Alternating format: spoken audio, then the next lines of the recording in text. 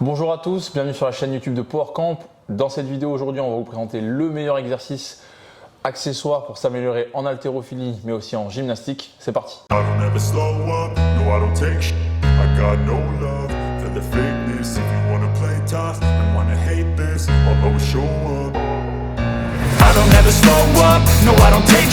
I got no love for the fakeness. If you wanna play tough and wanna hate this, I'll always show up and make a statement. I don't ever slow up, no I don't take sh**.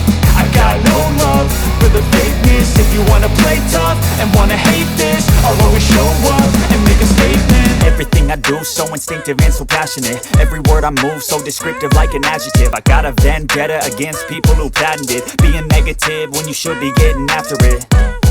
I got facts over tracks, this and that. Spitting slow, spitting fast. I could roast, I could gas. Think I'm okay at last, but I don't know if that can erase all the past. And the pettiness, a reflection of the emptiness. Hilarious, you think you're worth my time, you're delirious. Mysterious, because you hide behind a fake exterior. Inferior, you know I'll always be a bit superior. Get off of me, this ain't no humble brag. I want you to hear words, you can say them back. I want you to feel free from the chains that last, and to believe in what you got, it was built to last, yeah. Now that I've been put through, I never got anyone's help. I had to do it all myself. I don't ever slow up, no I don't take sh**.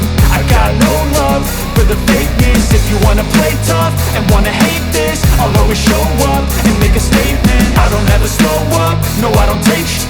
I got no love for the fakeness. If you wanna play tough and wanna hate this, I'll always show up and make a statement. Gonna learn the consequence of being incompetent. Mental health is confidence, dreams and some honestness. I'm not here to save the day, that's for you to take away. I could play a million mind games, but instead I say something not illogical, something that is topical. Rub it on and watch it go, make yourself unstoppable. Dreams are irresponsible, but they're always possible. If you just believe, you could be so remarkable. Thoughts in my head, a collage and they spread. I'll be great one day, going off of my meds. No, I'm not giving up, no, I'm not giving in. I will make it to the top, taking off in the wind. I gotta make it, I'm saving every day to taste it. I'm patient, but my mind, it can hardly take it. I'm chasing a dream that I've had for several ages. A vacant, modern kingdom for the taking.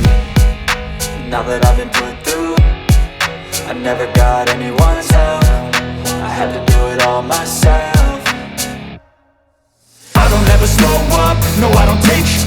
I got no love for the fakeness. If you wanna play tough and wanna hate this, I'll always show up and make a statement. I don't ever slow up, no I don't take sh**. I got no love for the fakeness. If you wanna play tough and wanna hate this, I'll always show up and make a statement. I don't ever slow up, no I don't take shit. I got no love for the fakeness. If you wanna play tough and wanna hate this, I'll always show up.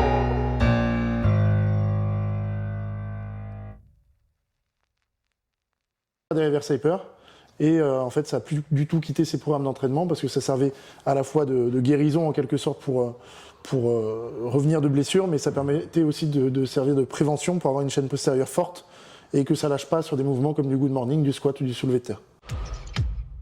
In 1973, and I was doing bent over good mornings, lost my concentration, broke my L5, L3, and separated my SI joint. I'm thinking, how am I going to get back? And one day I just tried to do a back raise. I just could not, I couldn't move an inch doing that. But I thought, what if I did in reverse? Lo and behold, no pain, pumped up my back, and that's the beginning of the reverse hyper. You know, it's so funny though, because everyone should have them, but they don't have them. To me, it's amazing. It's like having a house with no lamps in it. You know, you gotta have electricity. The reverse hyper is a must. Donc vous l'aurez compris, cet exercice, au-delà d'avoir des intérêts, enfin d'avoir un intérêt pour tout ce qui est préparation physique, il peut être aussi intéressant en réhab ou en préhab pour des athlètes qui ont des douleurs au niveau du dos, parce qu'en fait avec la bascule, on le verra tout à l'heure dans la partie démonstration, il permet de créer de l'espace entre les disques et en plus de ça de renforcer la chaîne postérieure et même d'améliorer la posture. Alors concrètement d'ailleurs, le reverse hyper, qu'est-ce que ça travaille? Ça travaille majoritairement les ischio-jambiers, les muscles fessiers et les érecteurs du rachis, d'où le fait qu'il ait un impact sur la posture. Faut savoir qu'aussi cet exercice il est hyper intéressant pour les athlètes qui doivent à un moment dans leur pratique sportive sprinter et ou sauter. Pourquoi? Parce qu'en fait la chaîne postérieure, elle est responsable à environ 80% de la puissance générée sur ce genre de mouvement. Et donc c'est un exercice qui permet de solliciter la chaîne postérieure, mais en plus de le faire de manière explosive dans un mouvement hyper dynamique comme on le verra tout à l'heure. Donc j'encourage les athlètes qui regardent peut-être cette vidéo et qui ne sont pas forcément haltérophiles ou gymnastes, mais qui sont, je ne sais pas, footballeurs, tous les sports à dominante vitesse, voilà, tous les sports à dominante d'explosivité. vitesse, d'incorporer cet exercice-là dans leur prépa plutôt que de faire des extensions mollets ou de faire un focus uniquement sur les quads. Il faut se dire que la chaîne postérieure au niveau athlétique, elle a un rôle primordial dans tous les sports. Même un nageur, il pourra bénéficier de faire du travail d'isométrie, par exemple le reverse hyper ou autre.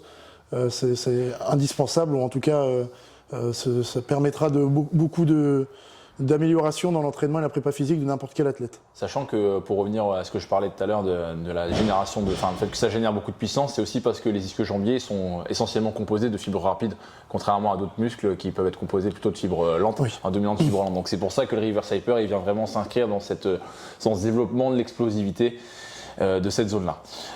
On a parlé des avantages pour la réhab, pour la préparation physique générale, et maintenant on va parler de ce qui nous intéresse aujourd'hui. Dans nos disciplines Voilà, dans les spécifiques. disciplines respectives. Donc je vais laisser Louis nous expliquer en quoi le reverse hyper peut être intéressant pour l'haltéro, et après ce sera moi pour la gym. Sachez malgré tout, par avance, par plutôt, qu'il y a des petites différences sur l'utilisation qui sont quand même importantes. Qu'on verra après et qui ont quand même un impact.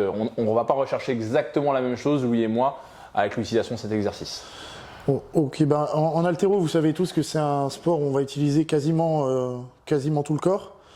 On squatte beaucoup en haltérophilie, ça veut dire que toute la chaîne antérieure elle va être renforcée. Les quadriceps ils sont rarement trop faibles en haltéro, on squatte tellement souvent dans la semaine que les quadris sont forts.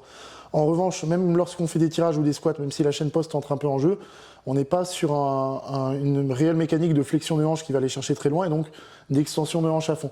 Donc pour le bosser spécifiquement à côté, on met en place du renforcement. Donc ça peut être des extensions lombaires au GHD, ça peut être du soulevé de terre jambes tendues, du good morning ou des reverse hyper. Donc c'est une partie intégrante pour équilibrer le corps, pour être aussi fort de la chaîne postérieure que de la chaîne antérieure. Et principalement sur une phase en haltéro qui est la phase d'extension, de second tirage, donc tout ce qui va se passer après les genoux et les hanches. Donc il y a beaucoup d'athlètes qui sont forts sur le premier tirage, ça veut dire qu'ils n'ont aucun problème pour décoller la barre du sol, pour garder des bonnes positions sur le premier tirage jusqu'aux genoux. Par contre, ils ont du mal à accélérer après les genoux, donc ça peut être des problèmes de timing, mais ça peut aussi être des problèmes simplement de renforcement de la chaîne postérieure. Ils sont pas assez forts sur la chaîne postérieure, ils se redressent du coup un petit peu trop tôt, ils ont du mal à garder les épaules devant, et la bascule après les genoux est pas assez violente pour générer de la force et accélérer. Donc si on a un athlète en haltérophilie qui a des soucis là-dessus, qui a du mal à générer de la force et de l'explosivité à l'extension, on va lui faire travailler sa chaîne postérieure, on va lui faire travailler donc en renforcement, mais aussi sur du travail plus dynamique comme on va le voir au reverse hyper pour essayer justement de travailler cette phase du mouvement. Et on l'a abordé rapidement tout à l'heure, tu en as parlé un petit peu Louis, mais pourquoi le reverse hyper est plus intéressant que les extensions, les back extensions sur le GHD?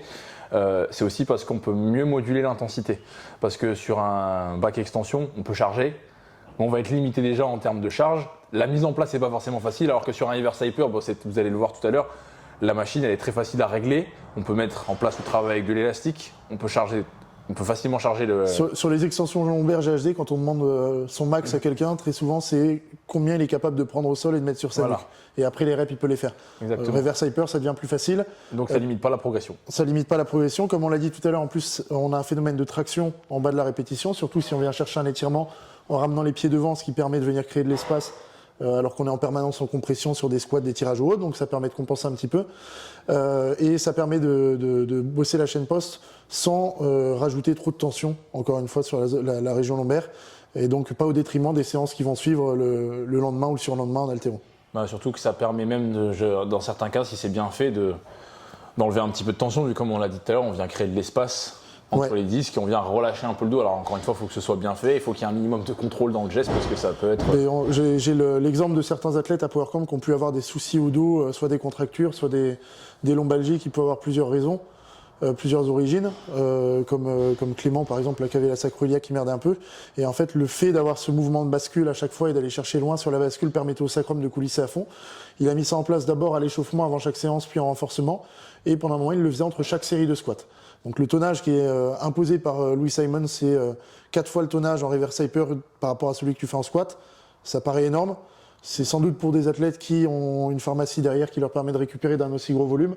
Nous, ce qu'on essaie de mettre en place à PowerCamp, c'est à peu près le même tonnage sur le reverse hyper que sur la séance de squat. qui a précédé. Sachant que, encore une fois, moi je suis assez surpris de voir les charges que peuvent mettre certains athlètes.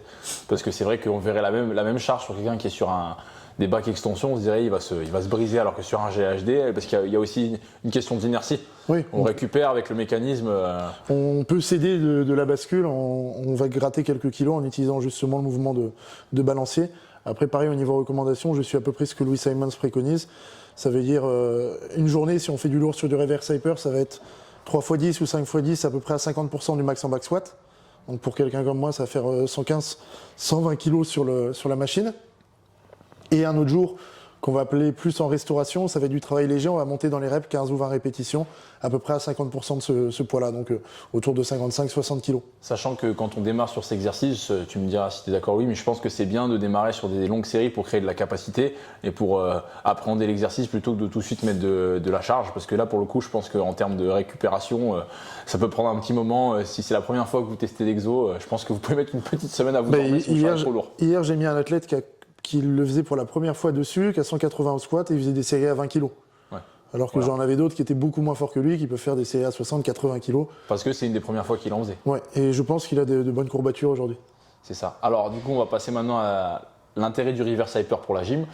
L'intérêt du reverse hyper pour la gym, c'est pas le même que l'haltéro, dans le sens où ça va être avant tout du travail postural, du travail de coordination et du travail de proprioception.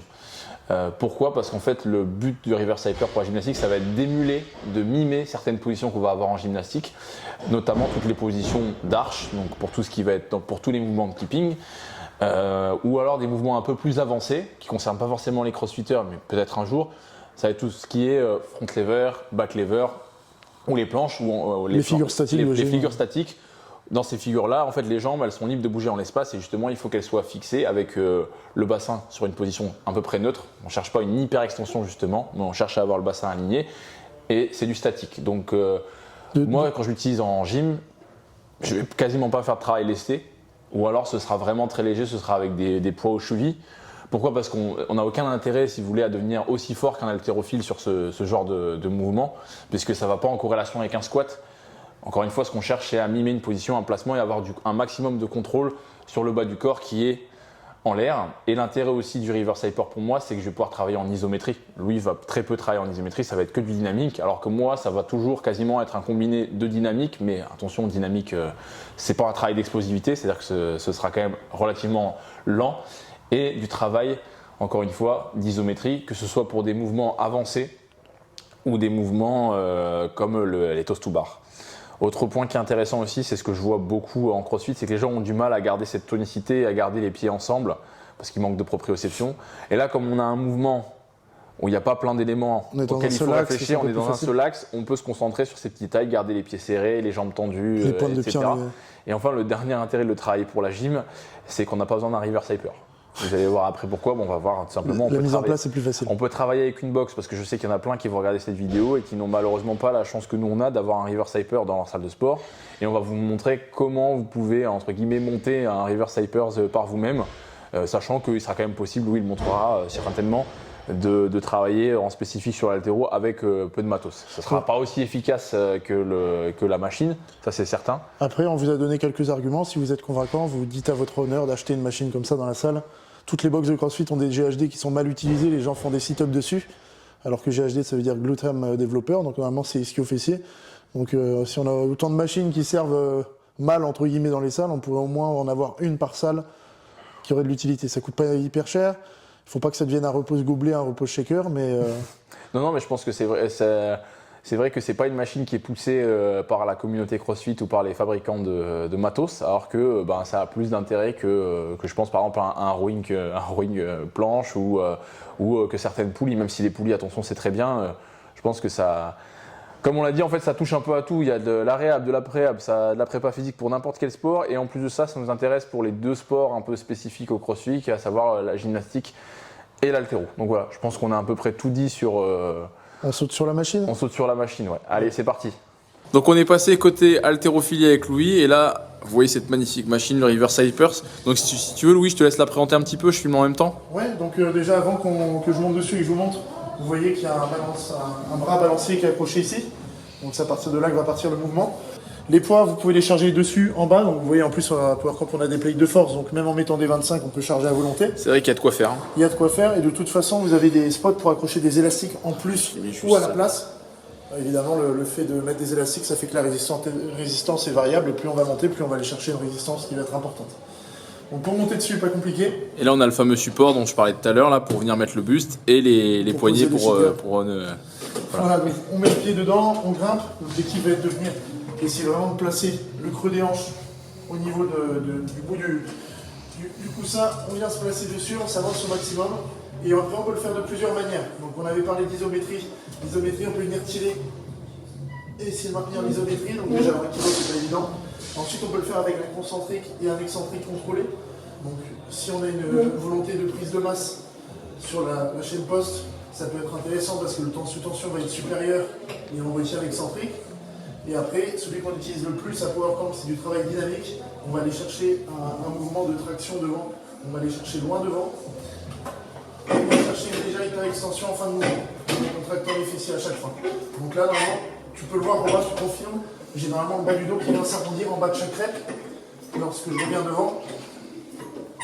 Et c'est d'ailleurs cette manière de travailler qui permet d'aller chercher la traction et de créer un peu d'espace entre les disques. En fait, il faut que la charge, elle se vienne en face quasiment du visage. Ouais, mais justement, moi je regarde quand je le fais devant. Mon objectif est d'avoir le pendule qui bascule devant le regard et à chaque fois je me donne un repère. Alors faut pas aller trop loin parce que dans le cas présent, là, regardez. Sinon on peut aller un peu loin et taper le mur. C'est ça, voilà.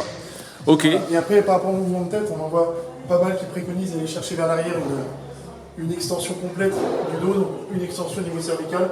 Moi je recommande de garder la tête relativement neutre pendant tout le mouvement. Oui, là on l'a fait comme ça parce qu'on a des micros et qu'on veut éviter de frotter la barbe vous bousiller les oreilles.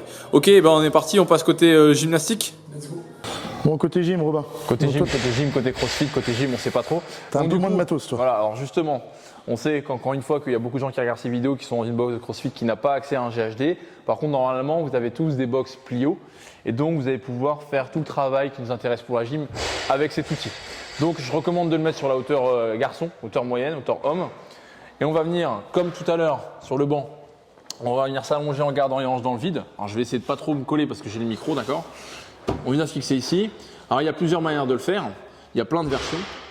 Donc là, la version basique, je vais venir genou à 90, hanche fermée à 90 et je vais venir pareil, chercher mon extension.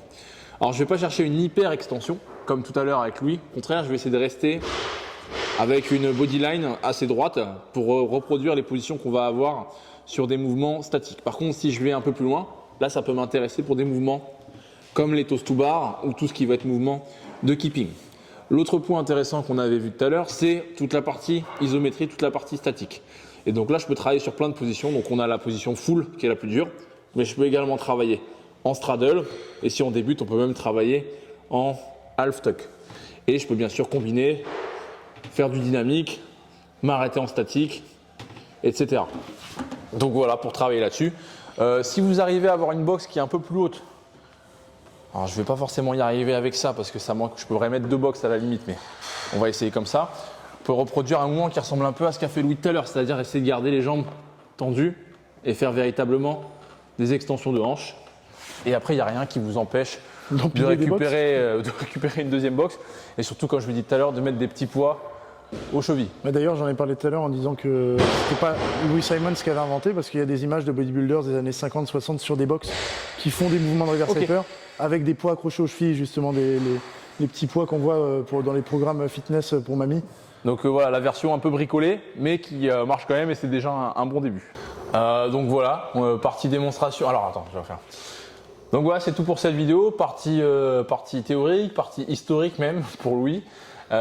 Partie démonstration pour l'haltérophilie et pour la gymnastique. Donc je pense qu'on a à peu près tout couvert. En tout cas, on espère qu'avec cette vidéo, on vous a montré l'intérêt de cet exercice parce que c'est ça le but. Parce que pour nous, c'est, faut pas dire le meilleur exercice parce que ça n'existe pas, c'est bête de dire ça, mais l'un des meilleurs exos accessoires à incorporer dans une programmation, quelle que soit la discipline, je pense. Exactement. Et encore une fois, je vais juste rappeler un petit peu le format.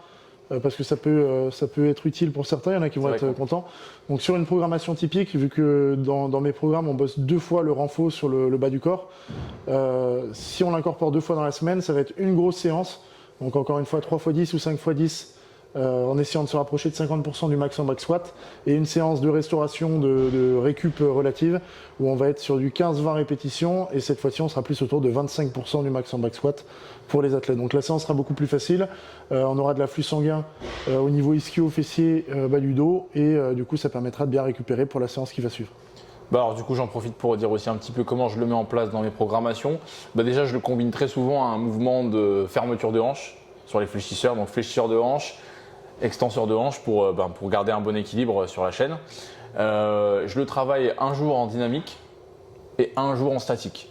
Et après ce que je fais généralement quand on arrive en fin de cycle, j'essaie de combiner les deux. Je crée de la capacité en dynamique et en statique, et après j'essaie de combiner pour avoir un petit peu tout le travail qu'on a en gymnastique, parce qu'en gymnastique c'est un sport où il y a du dynamique et du statique.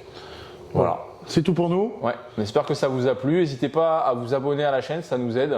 À liker la vidéo, à mettre des commentaires, à dire ce que vous pensez. À partager maintenant. Ouais, liker, partager, voilà, c'est hyper important le référencement. Si vous voulez qu'on continue à vous faire des vidéos comme ça, ça va nous encourager à le faire. Voilà, donc aussi sur le shop, il y a des nouveaux fringues. Voilà, donc on met le lien dans la description si ça vous intéresse, pareil, de soutenir PowerCamp. Et on vous souhaite une bonne journée. Et puis à bientôt pour une prochaine vidéo. Salut! À bientôt!